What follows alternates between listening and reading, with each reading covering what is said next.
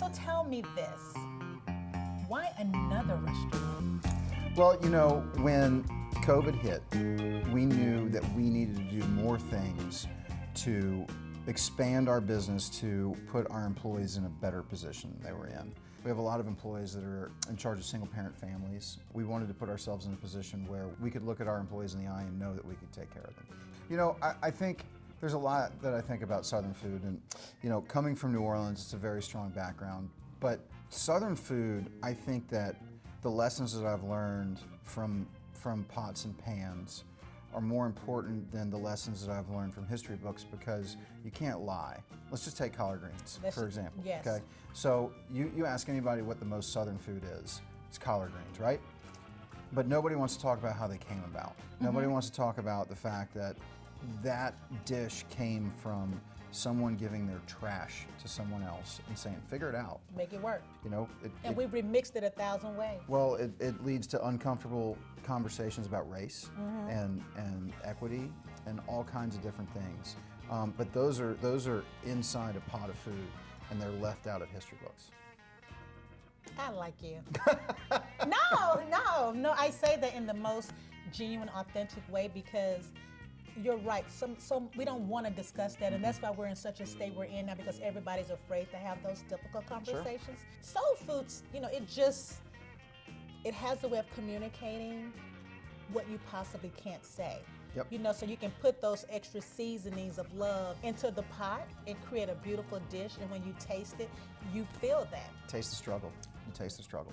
It does. You taste the struggle. Well, no, Can we talk about David? Let me ask you this. Why did you choose David Quarles to do the collaboration within this space?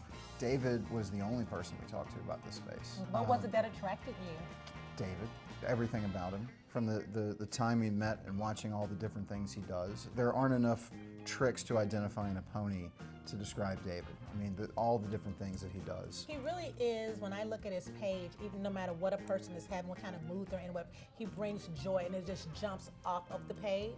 And if you're in a place where you don't feel that, he can easily turn it around for you. I think that David is one of the most talented human beings I've ever met, from the ways that he markets himself to the ways that he markets the jewelry he makes and the glasses that he designs, the spaces he designs, the Zoom that he does. You know, and just the way that he exists. I really appreciate it. That collaboration had to be amazing, and we're going to have David Quarles walk us through what his concept was and how he feels about you. Woo!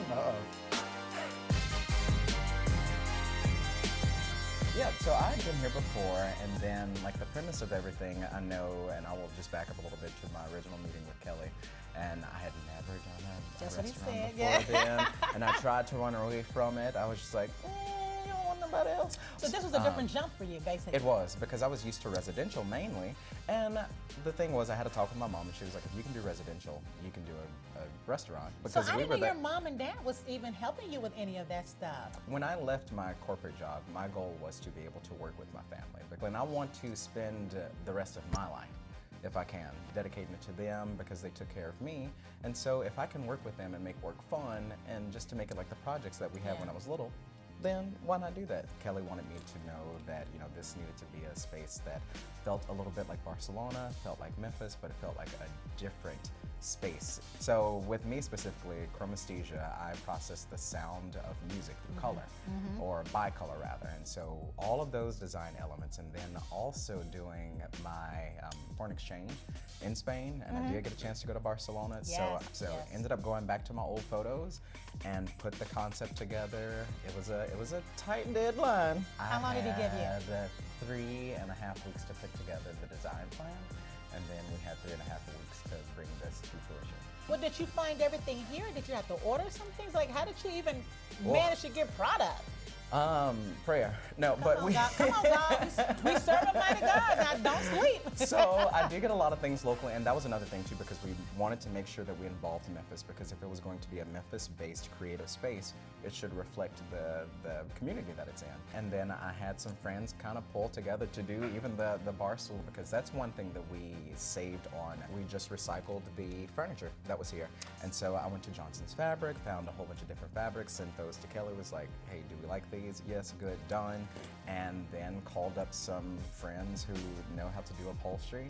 We got that done, made sure that it was commercially viable. Oh, so all of this that. look, so this project just was given. It was giving to everybody. It was a family affair. It's a family affair. So yeah, Mom did the pothos wall that's on there, Right. and James is now he's become like my brother. But James Daniels is the contractor that had all of this together. So I had done a job with him previously, and so I called him and was like, "You wanna work?" You know, we always real kind of quick? like. Yeah, exactly. But it's funny how we migrate to the ones who we know will deliver.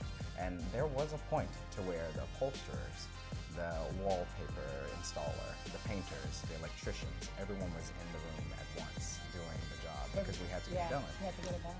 I wanted to be over there in that corner. I'm just like, oh my goodness. But it was beautiful. Let me ask you this: what is it like for you now when you walk into it completed, and when you come here to have drinks, when you're entertaining, when you're hanging out? What does that feel like? I hate to sound like so cliche or whatever, but I get emotional every time because I design with my heart. And so for me, this is always my reminder, like when I'm feeling that whole imposter syndrome of like, are you really a good enough designer? Right. I go here and I'm like, To remind you yourself.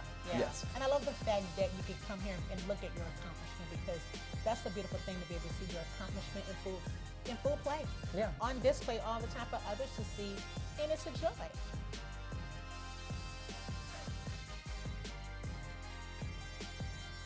I think that's one of the things I've always, even when I've gone to second line, or when it was over here, you have a way of making people feel like, hey, come on in my house, welcome.